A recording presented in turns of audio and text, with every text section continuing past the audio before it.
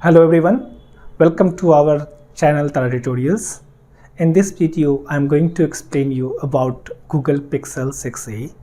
I have purchased this phone just last week from Flipkart during the Republic Day sale. Although this phone cost me around 29,000 rupees after the card discount.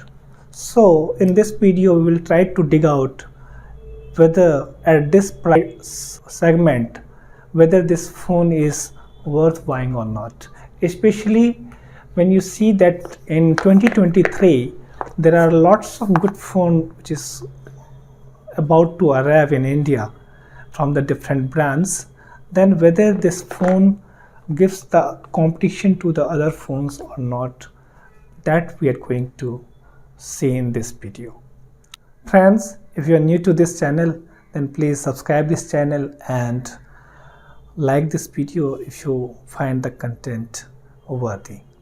Friends, as you can see that this is Google Pixel 6a which is in my hand, and I have already put a back cover, and it is a solid back cover that is a transparent. At the corner you can see that there is an extra protection here for the safety point of view that protect your phone from the accidental fall. Apart from that, I have also put the tempered glass, both front protective glass and the back cover cost was around 400 rupees altogether. So now I'm going to explain you about the 5 or 6 good thing about this phone which makes it different from the other phone brands, and I will also tell you about the 6 worst thing about this phone. So let's start with the first one. Welcome to Tara Tutorials. Our motto is learn everything with perfection. Thank you for watching Tara Tutorials.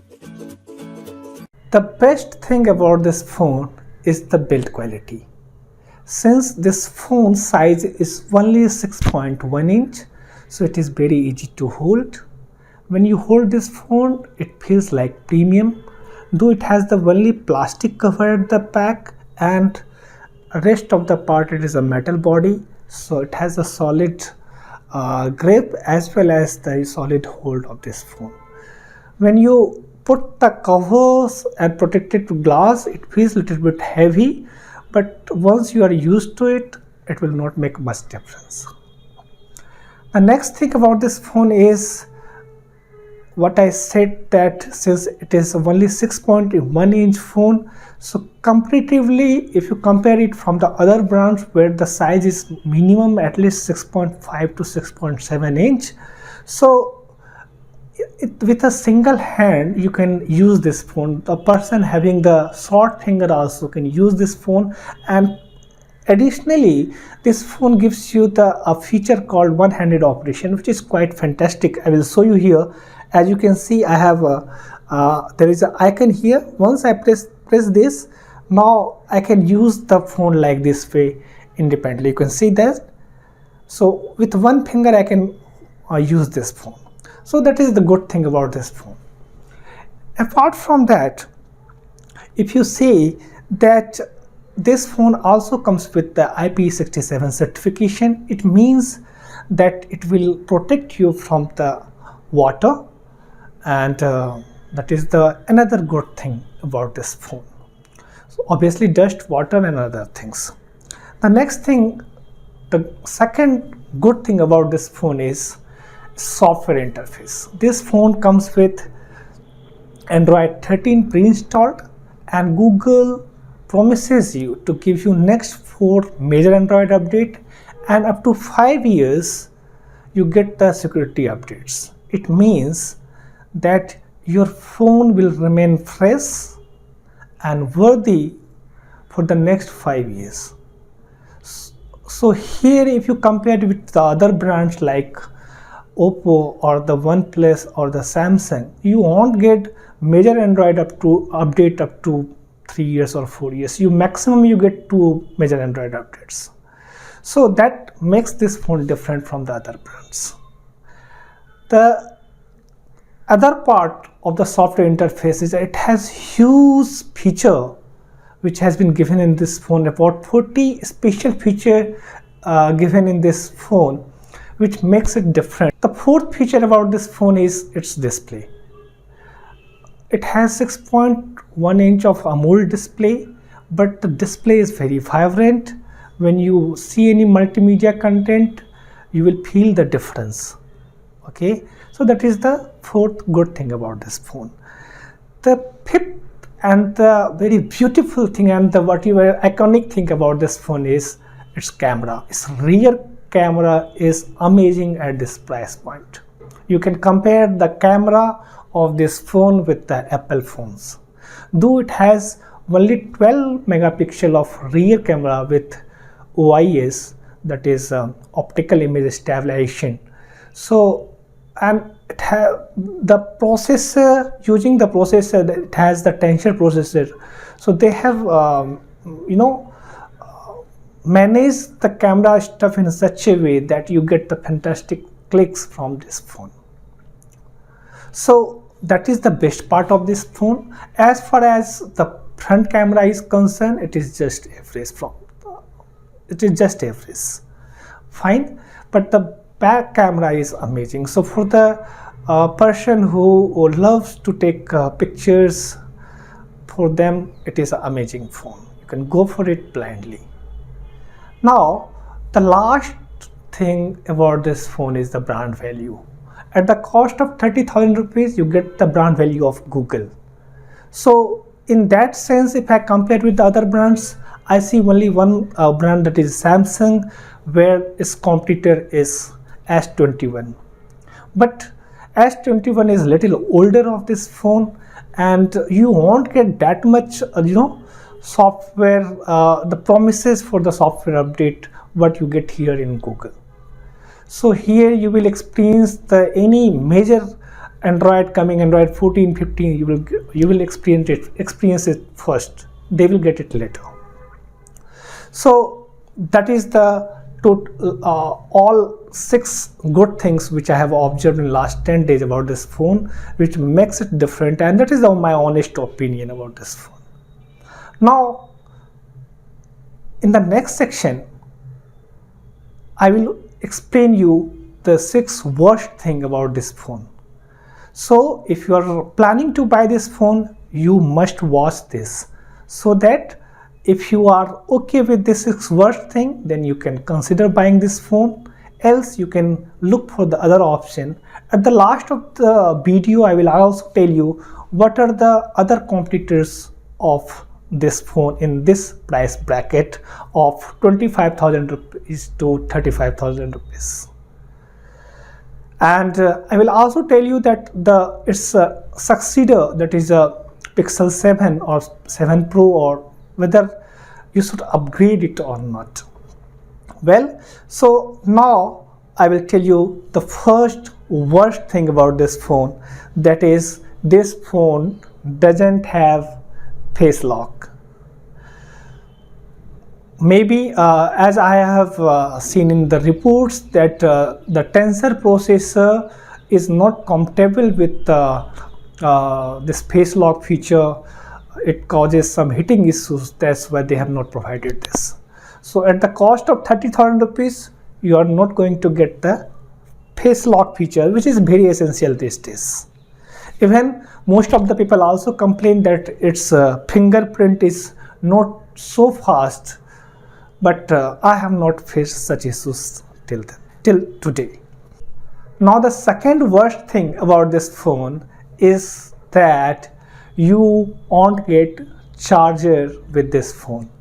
You need to buy third-party charger from the local retail store, or you need to purchase it from online. This phone supports 18 watt charging, and the special thing that should be that it only supports PD, that is a power delivery. So a charger having that particular feature, that is a power delivery, that only can charge this phone.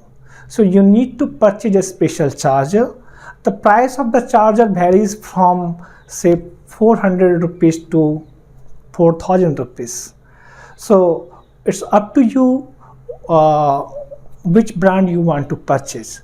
But since most of the people use Samsung charger, that cost is about 900 rupees to 1100 rupees.